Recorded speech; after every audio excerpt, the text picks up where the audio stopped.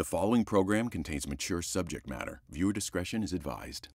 It's in all 50 states. It's in D.C. It's throughout the world. It is $150 billion with a B dollar industry annually. Right, and there's a misconception that it doesn't happen on U.S. soil, that somehow it's happening only in other countries, and it's just absolutely not true.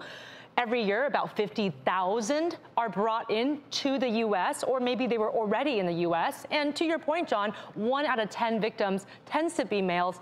We don't even really know the numbers, though, because as both of you guys have experienced, there's a lot of stigma around talking about it. Yep. Not even know that you're a part of it until you really successfully emerge from it. And that's what I want to talk to both of you about. Anna, what helped you to get through this? I got a lot of my healing through counseling. I went into a restoration program and did some even more in-depth counseling, just practicing that self-care and finding more identity in who I am now versus what I went through, because I'm a thriver, you know, I'm an overcomer, I'm not a victim anymore. John, what have you done, especially for other men who might be victims? How have you gone through it for yourself, and what have you heard when you've interacted with other victims?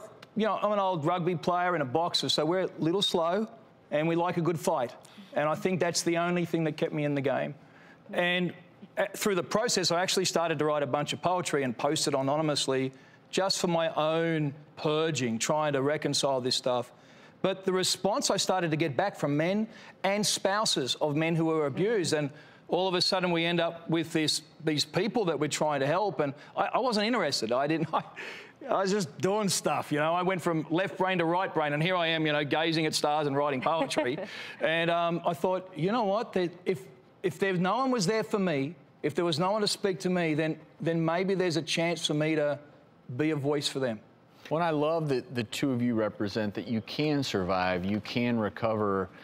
Obviously, in an ideal world, we would be able to prevent these cases from occurring. Their stories and others like them are highlighted in a new documentary. It's directed and produced by Sadhvi Sidali Shri. It's called Stopping Traffic. And not only is she the director, an expert on the subject of human trafficking, she was also a sexual abuse survivor. What can we do to stop so much human sex trafficking? Well, first and foremost, I think it comes down to education.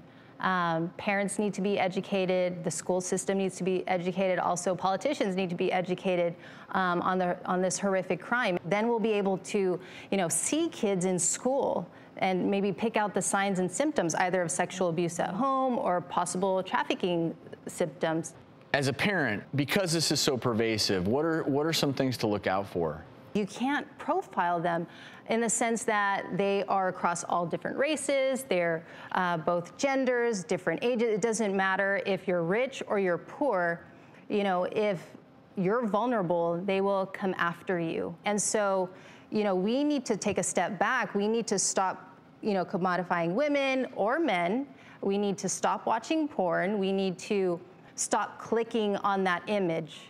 Because as long as those temptations are there and you haven't mastered yourself, you will fall into it. Wow. And people are being bought and sold because of this. It's tough to imagine the scale of this problem, and I think we can all play a part. I want to thank the three of you for raising awareness.